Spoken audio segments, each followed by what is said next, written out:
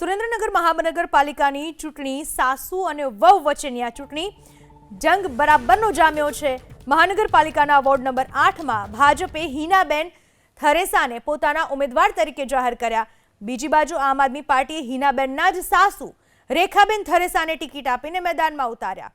સામાન્ય રીતે જે ઘરમાં સાસુ અને વહુ સાથે મળીને ઘર ચલાવતા હોય છે, વોર્ડ નંબર 8માં પહેલા નણંદ દક્ષાબેન થરેસાએ આપમાંથી ફોર્મ ભર્યું હતું, પરંતુ તેમનું મતદાર યાદીમાં નામ ન હોવાથી ફોર્મ રદ થયું। ત્યારબાદ તેમના સાસુ રેખાબેને આપમાંથી ફોર્મ ભર્યું।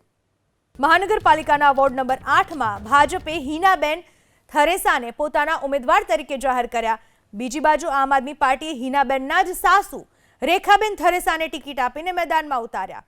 સામાન્ય રીતે જે ઘરમાં સાસુ અને વહુ સાથે મળીને ઘર ચલાવતા હોય છે, વોર્ડ નંબર 8માં પહેલા નણંદ દક્ષાબેન થરેસાએ આપમાંથી ફોર્મ ભર્યું હતું, પરંતુ તેમનું મતદાર યાદીમાં નામ ન હોવાથી ફોર્મ રદ થયું। ત્યારબાદ તેમના સાસુ રેખાબેને આપમાંથી ફોર્મ ભર્યું।